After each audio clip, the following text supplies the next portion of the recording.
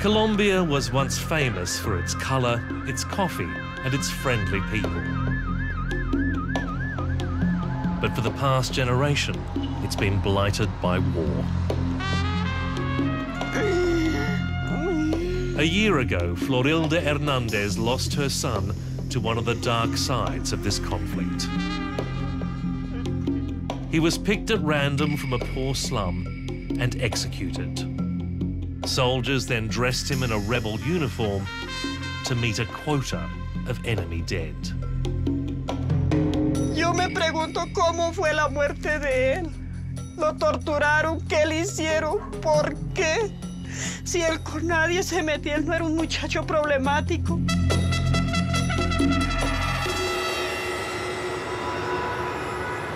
For more than 4 decades, tens of thousands of Colombians had been kidnapped or killed in South America's longest-running civil war.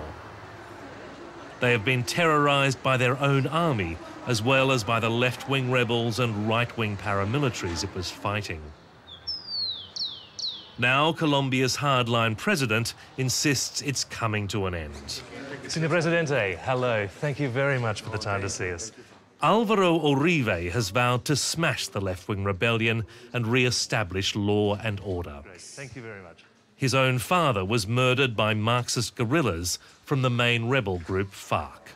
Of course, this has been a great motivation in this task. And how close are you to defeating FARC? We are winning, but we have not won yet.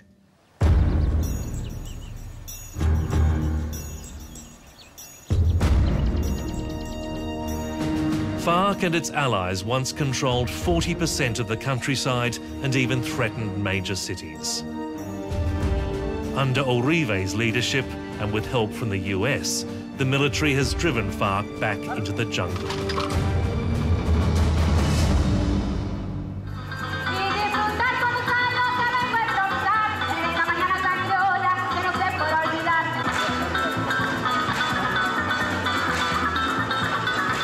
Colombians are now rediscovering a lost sense of peace.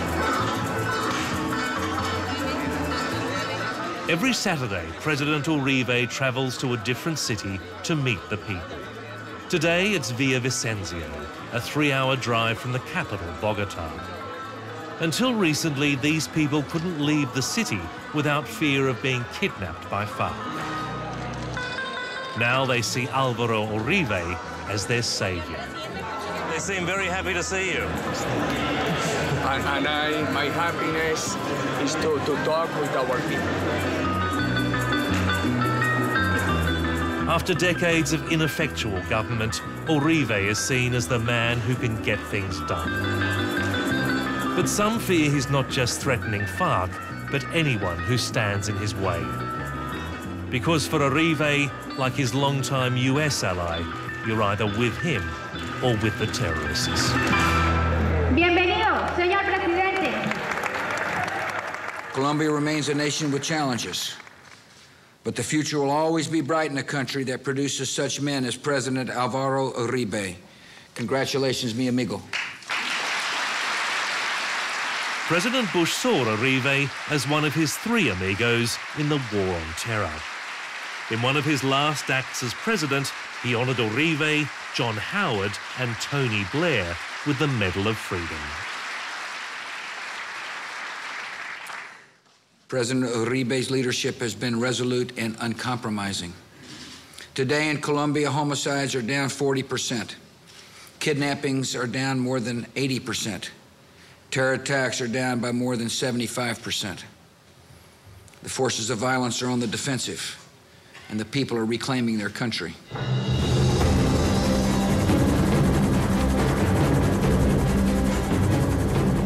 The United States has supported Colombia since the 1980s, when it was seen as a battleground in the war on drugs.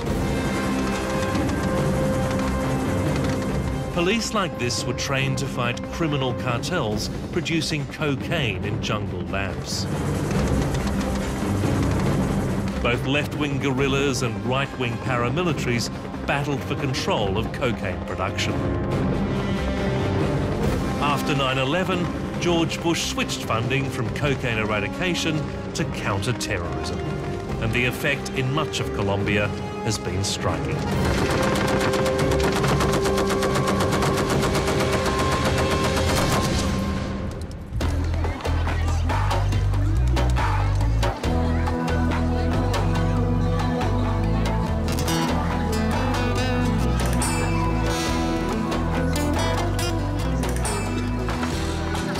These days, Bogotá feels nothing like a violent war zone.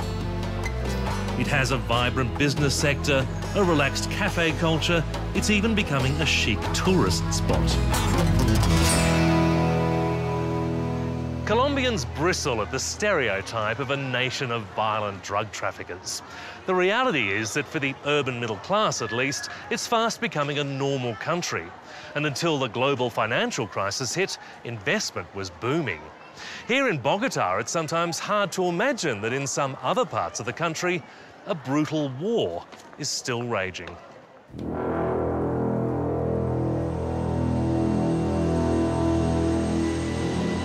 The battles are now being fought in remote outposts like this, the Amigo base at Macarena in southern Colombia. It's 4 a.m. and we're about to witness one of their regular combat missions, a helicopter sortie to a FARC-held village. To minimise the risk of being shot, all will fly in complete darkness, a dangerous exercise with 4 helicopters flying in tight formation. Soon after the lights go out, our chopper plunges to avoid a helicopter passing just a metre above us. Within minutes, the other helicopters land their troops to pursue FARC into the jungle.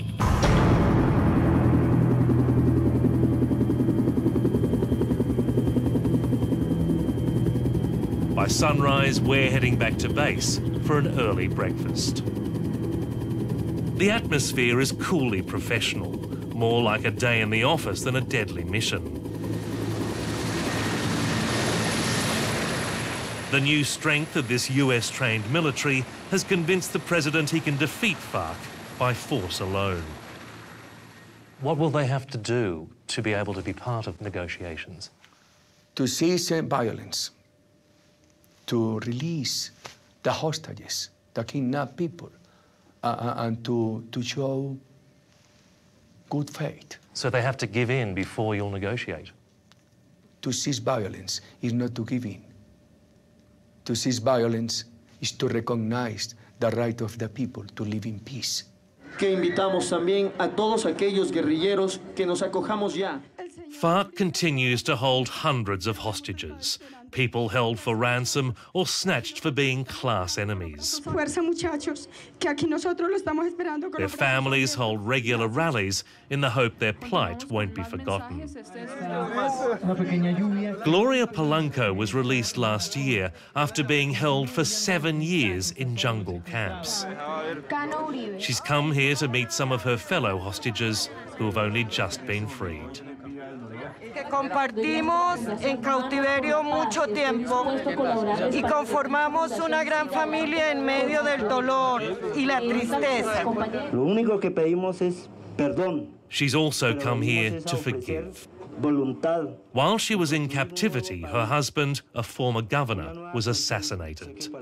Astonishingly, she's found the strength to pardon his killer. Mis hijos y yo somos una familia de fe. Y no queremos guardar en el corazón rencor ni odio contra nadie.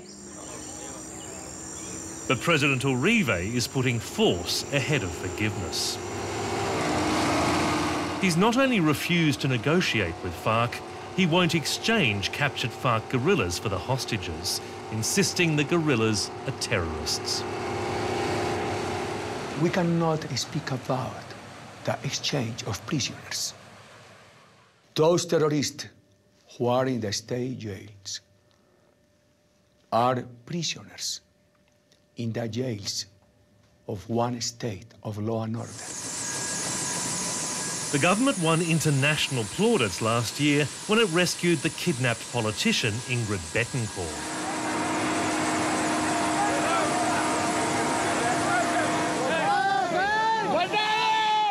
Soldiers dressed as Red Cross workers to trick FARC into handing her over. But in most other cases, it's relied on force.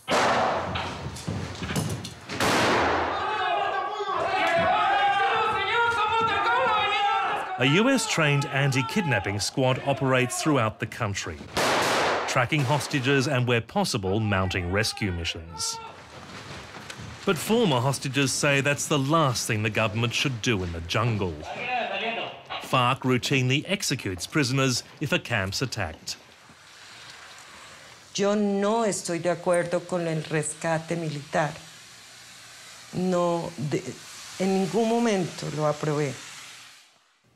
Es un riesgo. Y uno allá lo que quiere es salir con vida. Otra vez. Gloria Polanco's oldest sons were kidnapped with her. Perfecto. She lived in dread of them being killed. Juan Sebastian and Jaime were held in a separate camp for 3 years before they were freed for ransom. Delicioso. Es negociado, es hablando, dialogado y que llegue a lo que todos deseamos que llegue. Primero, que sea lo del acuerdo humanitario, que es lo que deseamos para que salgan de la selva todos los secuestrados y que se empiece el proceso de paz. Gloria Polanco owes her release to a left-wing senator named Piedad Cordova, who negotiated directly with FARC. Cordova was herself a kidnapped victim. She was held hostage in 1999 by right-wing paramilitaries. She insists the government should treat FARC captives not as terrorists, but as prisoners of war. Este es un proceso donde hay dos actores, el gobierno y las FARC, donde hay prisioneros de guerra, donde están tanto los presos de las FARC como los presos del gobierno. Yo creo que entregar las armas significa precisamente terminar un proceso de negociación y eso significa entender a la guerrilla como un interlocutor válido en este país. Veníamos viéndolo cuando saludaba con un poncho. In February, she persuaded FARC to free the last politicians they were holding. Verdoso, un pantalón azul oscuro y el abrazo ha sido... Watching their release has been an emotional roller coaster for Gloria Polanco and her sons. While their mother wants negotiations now, the boys support Uribe's hard line. I think they have to keep fighting until they sit down and begins a true peace talking. You don't think they're serious now? Not really, like they were before, not really. But they will. If the government keeps fighting them, they have to. That's what we hope.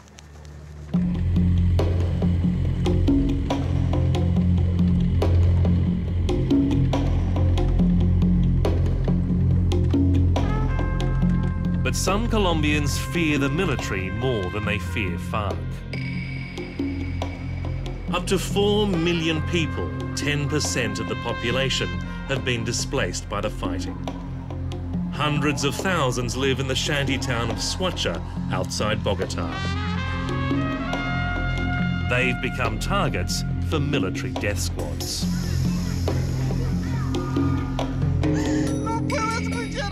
What happened to Florilda Hernandez's son almost defies belief. Colombian soldiers murdered Elkin and 10 others from Suacha after luring them to non-existent jobs, then dressed them in FARC fatigues. Como bien lo puedes ver en las fotografías, la expresión de él y todo, de todas. Él era un muchacho que era muy humilde. El de todo mundo se daba a querer. No sé cuál sería la causa, el motivo para la desaparición de él.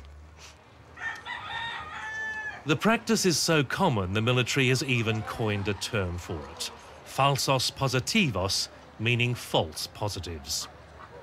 En Colombia es vieja la práctica de que para ascender de un grado a otro, para llegar a ser capitán o coronel en el ejército, es necesario tener una cierta cantidad de bajas en combate o presentar un número de personas que han sido abatidas por parte de los miembros de la fuerza pública. Iván Cepeda is a left-wing writer with the group Colombians for Peace. He's been investigating the killings and advising the mothers of their rights. Hoy hemos nosotros He has to meet them in a safe location away from the shantytown. De alguna manera ayudaría. Prosecutors are now examining hundreds of similar cases.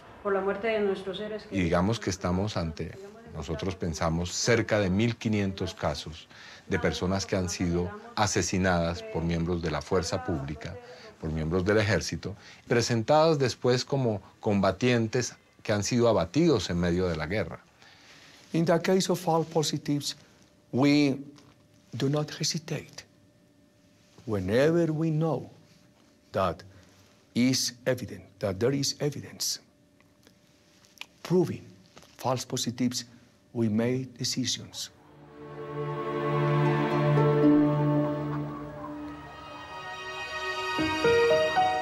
President Uribe has sacked dozens of high-ranking officers over the Swatcha scandal, including the army chief. But there's little doubt this has been an institutional practice for decades. What's more, documents that were recently declassified from Washington's National Security Archive show the United States was aware of this practice from as early as 1990, yet it continued to dramatically increase funding for the Colombian military. The biggest increase came from the Bush administration for the War on Terror. It not only knew of the military's crimes, Washington was also aware the army was collaborating with right-wing paramilitaries. They began as self-defense units set up by rich landowners to defend their properties from FARC.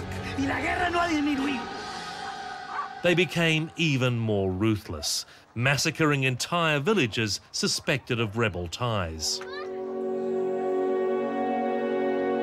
They murdered labor leaders, journalists, and political activists, including Iván Cepeda's father. Los paramilitares han desaparecido 25.000 personas en Colombia. Han cavado fosas comunes, miles de fosas comunes donde han enterrado a estas personas que han desaparecido. He accuses Álvaro Uribe of being their most powerful ally. As a young politician, he associated with paramilitary leaders. Soon after he became president, they agreed to demobilize, though some have reformed as criminal gangs. Not a single senior figure has been convicted over the mass killings. Cuando fue gobernador de la provincia de Antioquia, expidió licencias, permisos, para que funcionaran empresas de seguridad que se convirtieron en grupos paramilitares. The opposition says you've been soft on paramilitaries. They've even accused you of tacitly supporting them. Well, what relationship do you have with the paramilitaries? I don't know with opposition. What opposition have you spoken with?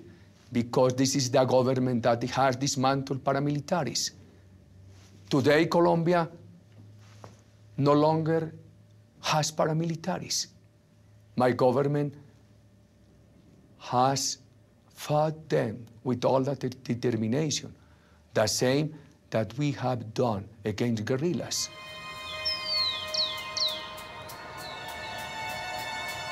There's no hard evidence to link the president to any illegal acts. Even so, the paramilitary issue is threatening to become his Watergate. The Supreme Court is investigating more than 60 congressmen over suspected links with paramilitaries. The links include using paramilitaries to murder their political opponents and direct involvement in kidnapping and extortion. And almost all the lawmakers are close allies of President Uribe, including his own first cousin. The president insists all the alleged crimes took place before he came to power. But are you embarrassed that so many of your allies in Congress are facing charges or in jail? No, your own first cousin is in jail. No. I am very happy to guarantee to this country a future of transparency in politics. The allegations of human rights abuse have so far barely dented the president's extraordinary popularity. He's due to step down next year, but he's touted changing the constitution to allow him to run again. He dismisses his left-wing critics as little more than mouthpieces for FARC. La seguridad nace de combatir a los terroristas. El brazo intelectual de las FARC durante muchos años justificó a las FARC. No vamos a permitir ahora que el bloque intelectual de las FARC nos desoriente con un discurso de paz que finalmente fortalezca el terrorismo.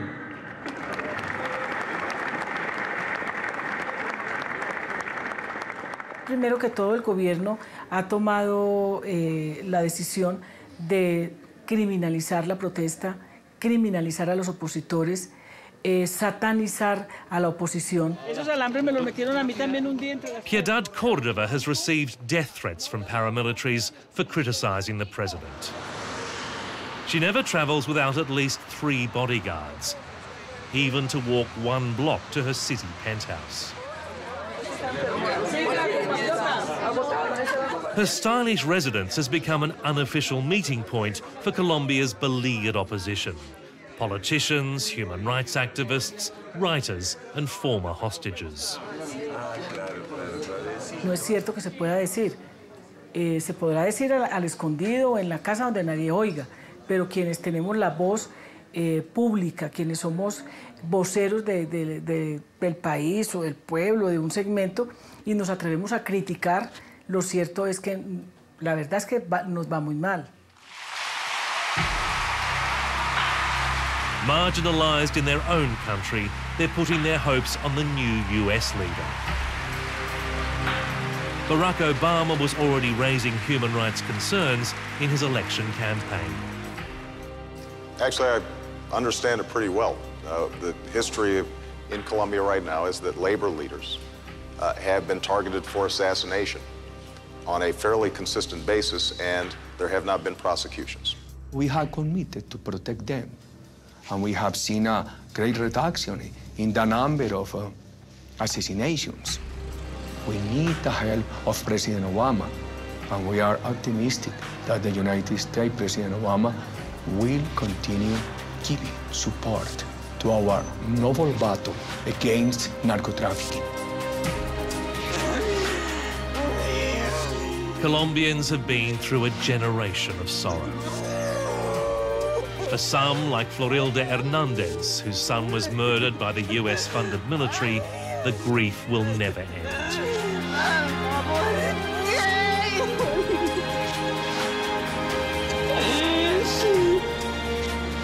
But for Gloria Polanco, reunited with her sons, there's hope for a better future, in which the next generation will be spared Colombia's pain.